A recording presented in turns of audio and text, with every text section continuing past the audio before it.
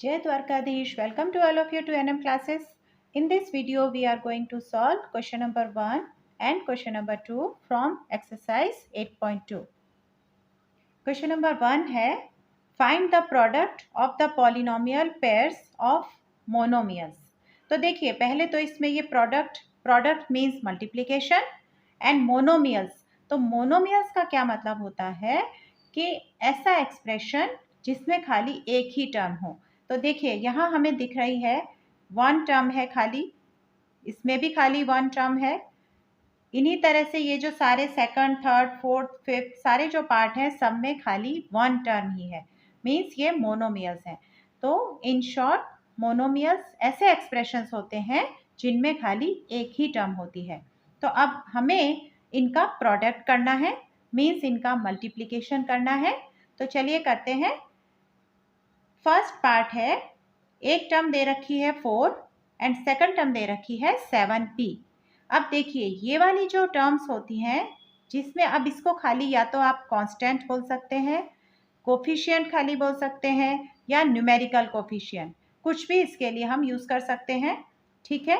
तो मेथड क्या होता है कि जो भी न्यूमेरिकल कोफिशिएंट्स हैं पहले उनका मल्टीप्लिकेशन एंड जो वेरिएबल्स हो, वेरिएबल्स मीन्स आप सिंपलेस्ट इस तरह से याद रख सकते हैं कि जो इंग्लिश के अल्फ़ाबेट्स होते हैं, ठीक है, उनको हम वेरिएबल्स बोलते हैं.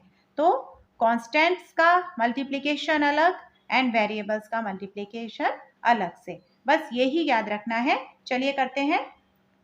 फर्स्ट है प्रोडक्ट फाइंड करना है 4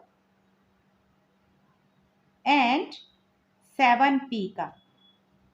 ठीक है, लिख लिया इस तरह से. अब हमें क्या करना है, सेकंड स्टेप, कांस्टेंट जो टर्म्स हैं उनको ले लेना है.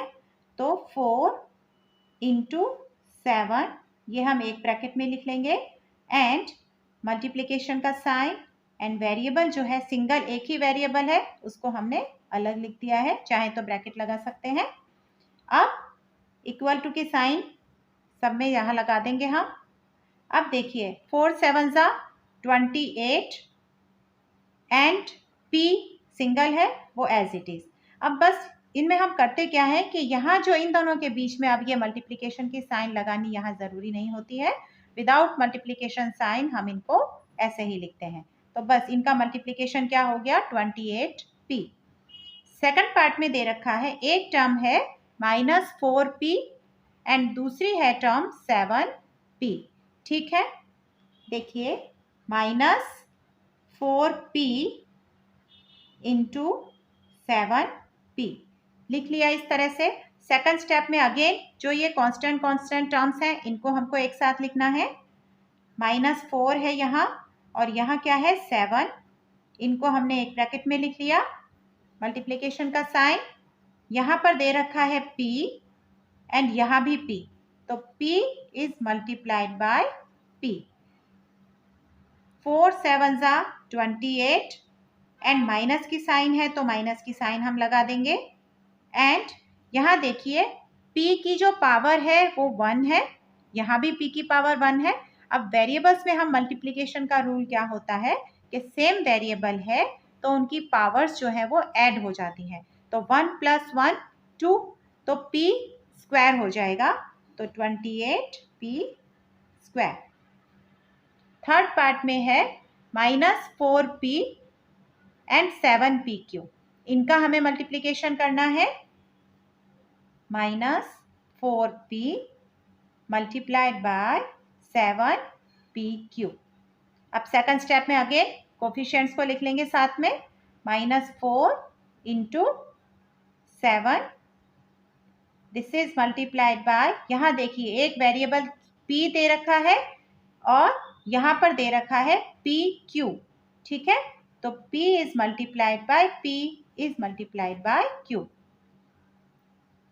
-4 है एंड 7 है तो -28 एंड यहाँ देखिए ये सेम वेरिएबल है p एंड p, तो अगेन ये हो जाएगा p स्क्वायर एंड q जो है वो सिंगल है उसकी पावर 1 है तो p स्क्वायर q.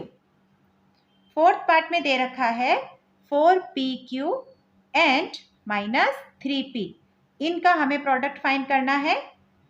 तो 4pq multiplied by -3p।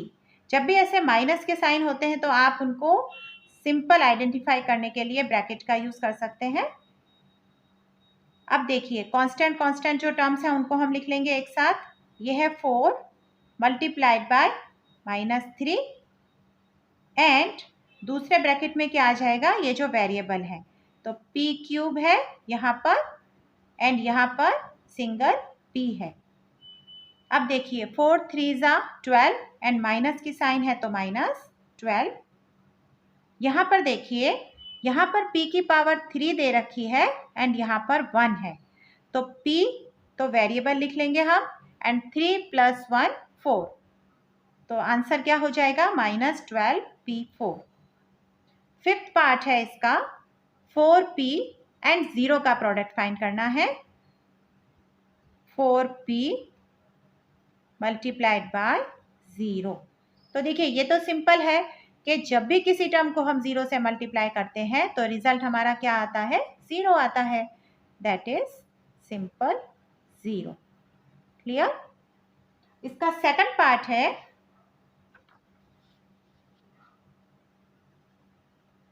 Second question है इसका, find the areas of rectangles with the following pairs of monomials as their lengths and breadths respectively.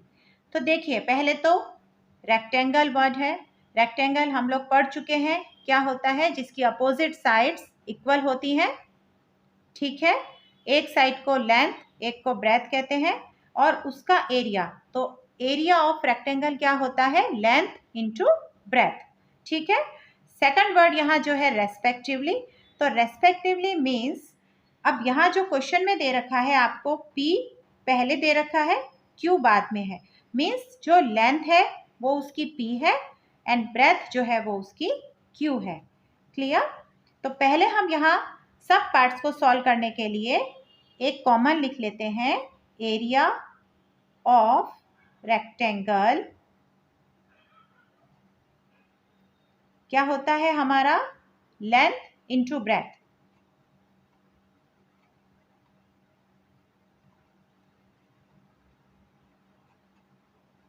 Length को हम सिंपल L से डिनोट करते हैं एंड ब्रेथ को हम B से।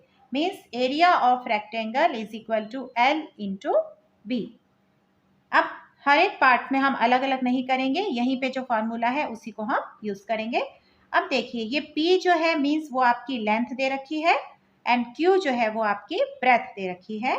तो लिख लीजिए area is equal to length into breadth. Simple notation ही हम यूज कर रहे हैं। L क्या दे रखा है आपको, P एंड ब्रेथ क्या दे रखा है, Q। That is simple PQ।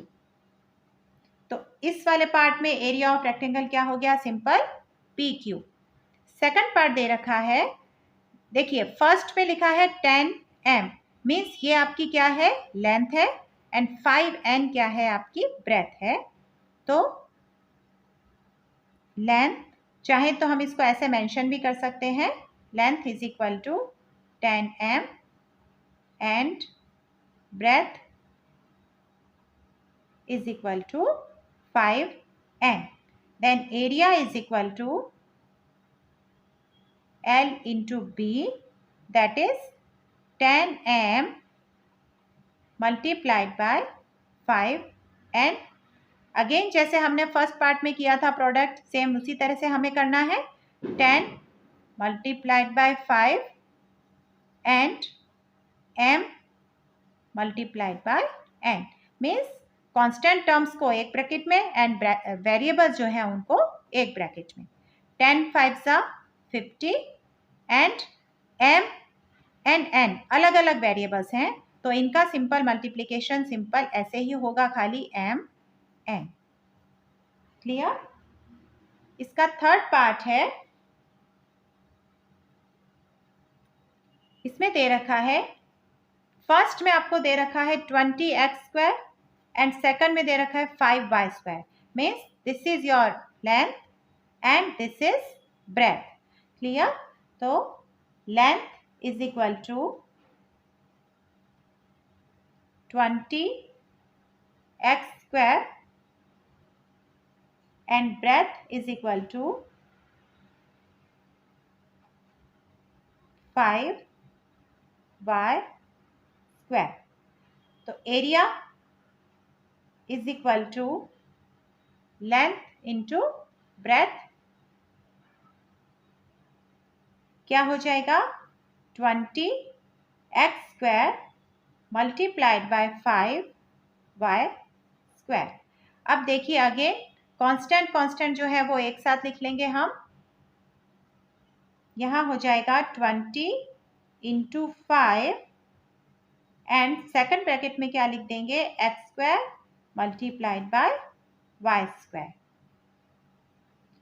25 सा 100 एंड ये देखिए ये दोनों अलग अलग वेरिएबल्स हैं तो इनका कोई मल्टीप्लिकेशन नहीं होगा, इनको हम एज इट इज लिख देंगे x स्क्वायर, बट मल्टीप्लिकेशन की साइन हम बीच में यूज नहीं करेंगे. तो इस केस में एरिया क्या हो गया है 100 x square y square. Fourth part में दे रखा है लेंथ हमारी है 4x एंड ब्रेथ दे रखी है 3x square. Then here length is equal to 4x and breadth is equal to 3x square. Area क्या हो जाएगा L into B, that is 4x multiplied by 3x square. 4 into 3 एक bracket में, then x into x square. अब यहाँ देखिए 4 3 ज़ा 12 and यहाँ पर वेरिएबल सेम है, यहाँ पर उसकी पावर 1 है, यहाँ पर 2 है, तो सेम वेरिएबल होंगे तो पावर्स का एडिशन, तो क्या हो जाएगा 2 + 1 3, तो यहाँ हम लिख देंगे x रेज टू पावर 3. तो इसमें एरिया क्या हो गया है रेक्टेंगल का 12x क्यूब. फिफ्थ पार्ट है लेंथ दे रखी है 3mn एंड ब्रेथ दे रखी है 4np. Here length is equal to 3mn and breadth is equal to 4np.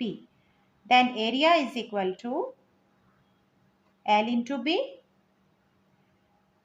क्या हो जाएगा हमारा यहाँ 3mn multiplied by 4np.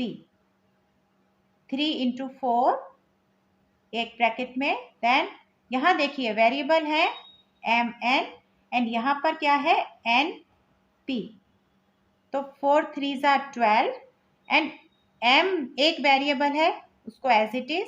अब देखिए यहाँ n की पावर 1, यहाँ भी n की पावर 1 मीन्स n की पावर 2 एंड p सिंगल है तो एज इट इज. तो ये आपका क्वेश्चन नंबर 2 के पांचों पार्ट कंप्लीट होते हैं.